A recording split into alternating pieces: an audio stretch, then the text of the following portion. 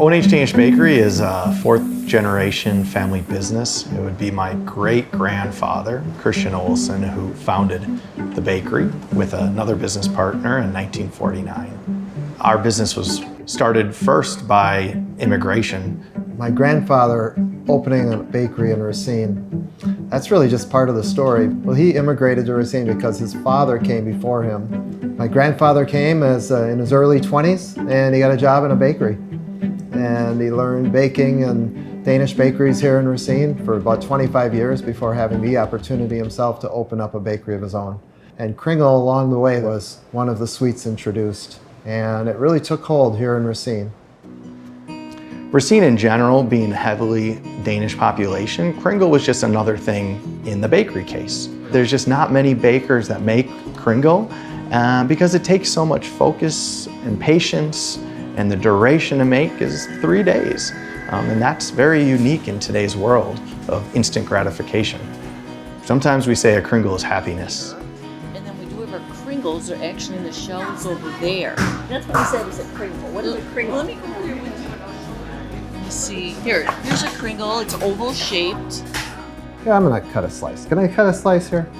So this multi-layered pastry wrapped around this filling inside. This is a cherry cheese, and it has two toppings on top. It's got a streusel topping and then the icing. We created a Kringle about a decade ago when Kringle became the official state pastry of Wisconsin.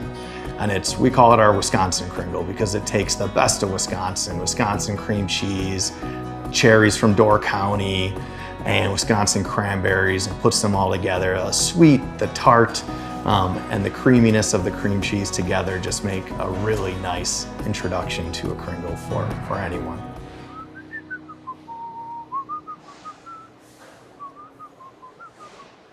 We're gonna make our Wisconsin Kringle, which is our cream cheese filling. Smear that across the bottom. Started as day one, it's about a 20-pound block. Then the second day, it's a sheet probably about this wide. And then we cut it down finally to this size. This is our Wisconsin filling. It's cherries and cranberries. We fold over one side and fold over the other. And we press it down to seal in the goodness. And then we open one end, tuck it in nicely, and then have a nice oval shape. A busy day back when I started was Christmas, and it was about 2,400 Kringle, and we didn't think we'd ever leave. Now we do that before lunch easily. We probably do about 5,000 before lunch.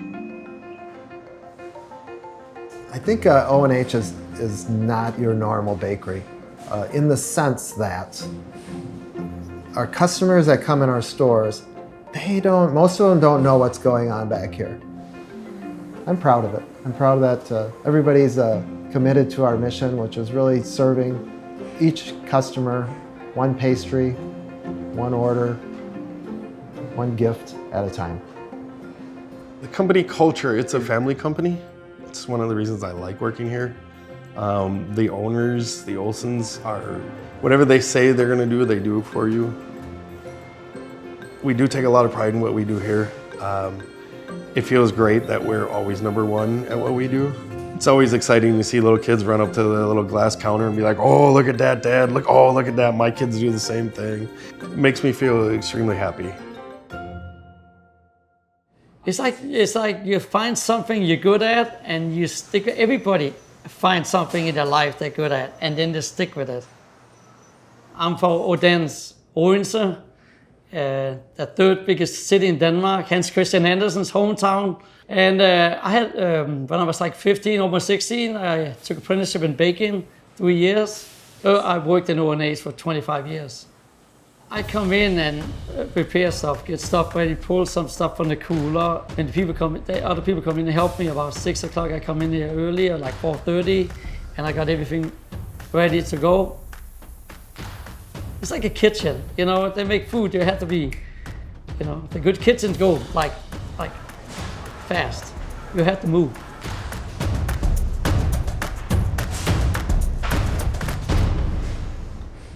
You know, Racine is our home. It's a community, a relatively small community, but a community that's supported our business and other bakeries. You know, when I travel and tell people our town of, 90,000 people has 5 different bakeries that are all supported by the community.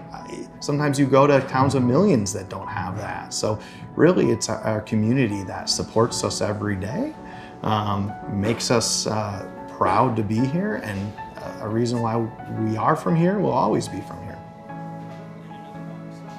My family loves Wisconsin, the people especially, and it's really the people of Racine that have been good to bakeries in Racine. We recognize it and we appreciate them, and it's an honor for me as a third-generation owner. Creating a legacy in O&H Danish Bakery is not by design. It really is a reflection of who we are. So in many ways, the personality of O&H is like the personality of our family.